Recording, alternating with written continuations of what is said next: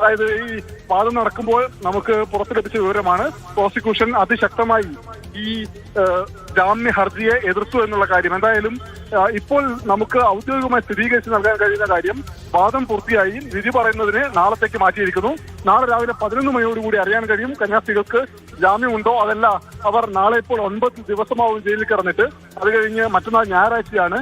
കോടതികളെ സമീപിക്കാൻ കഴിയില്ല. പിന്നീട് തിങ്കളാഴ്ച ഹൈക്കോടതിയിൽ പോകേണ്ടി വരും. ഹൈക്കോടതിയിൽ പോയി കഴിഞ്ഞാൽ ഹൈക്കോടതി കേസിന്റെ വിശദാംശങ്ങൾ ആരായും അതിനുശേഷം സംസ്ഥാന സർക്കാരിനോട് ഇത് റിപ്പോർട്ട് തേടും. അതെല്ലാം കഴിഞ്ഞ് മാത്രമേ ജാമ്യത്തിന് സാധ്യതയുള്ളൂ.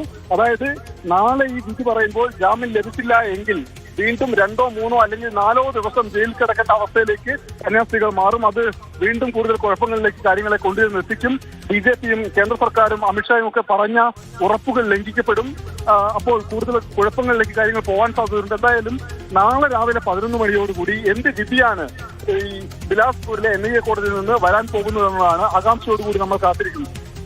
തീർച്ചയായിട്ടും അത് തന്നെയാണ്. എന്ത് വിധിയായിരിക്കും എന്നുള്ളതാണ്. വീണ്ടും കന്യാസ്ത്രീകൾക്ക് ജാമ്യം ലഭിക്കുമോ? പ്രായമായിട്ടുള്ള കന്യാസ്ത്രീകളാണ്, പല രോഗങ്ങൾ ഉള്ള ആളുകളാണ്.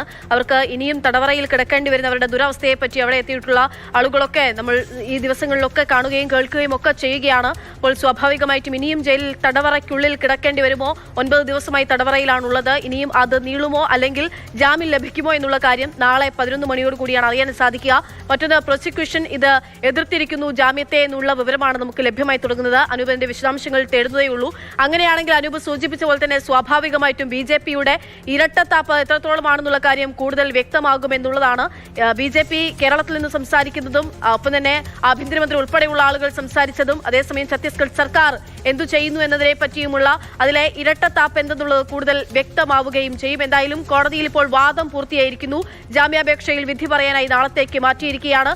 നാളെ 11 മണിയോടുകൂടിയാണ് കന്യാസ്ത്രീകൾക്ക് മനുഷ്യക്കടത്തും മതപരിവർത്തനം ഉൾപ്പെടെയുള്ള കുറ്റങ്ങൾ ആരോപിക്കപ്പെട്ടുകൊണ്ട് ഇപ്പോൾ ജയിൽ തടവറയിൽ കഴിയുന്ന കന്യാസ്ത്രീകളുടെ ജാമ്യാപേക്ഷയിൽ വിധി പറയുക നാളെ രാവിലെ 11 മണിക്ക്.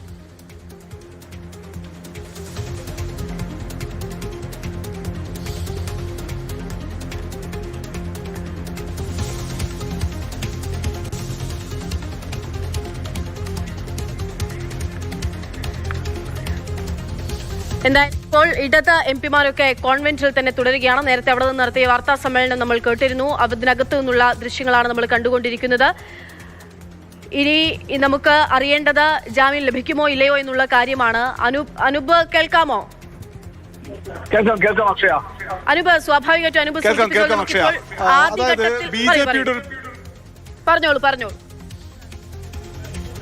BJPയുടെ ഒരു പ്രതികരണം വരുന്നുണ്ട്. ഗോപകുമാർ, അഡ്വക്കേറ്റ് ഗോപകുമാർ എന്ന് പറയുന്നത് BJPയുടെ ഇവിടുത്തെ, അതായത് ഈ കേസുമായി ബന്ധപ്പെട്ടുകൊണ്ട് വേണ്ട ഉപദേശങ്ങളൊക്കെ BJPക്ക് നൽകിക്കൊണ്ടിരിക്കുന്ന അഭിഭാഷകനാണ്, മലയാളിയാണ്.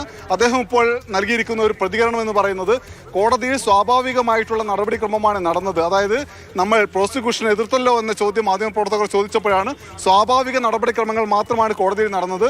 നാളെ വരാനിരിക്കുന്ന വിധിയിൽ പ്രതീക്ഷയുണ്ട് എന്ന് അദ്ദേഹം പറയുന്നു. അതായത് സ്വാഭാവിക നടപടിക്രമങ്ങൾ മാത്രമാണ് ഉണ്ടായത്, അത് എതിർപ്പൊന്നുമല്ല, പ്രതീക്ഷയുണ്ട് കോടതിയിൽ എന്ന് പറയുന്നു. എന്തായാലും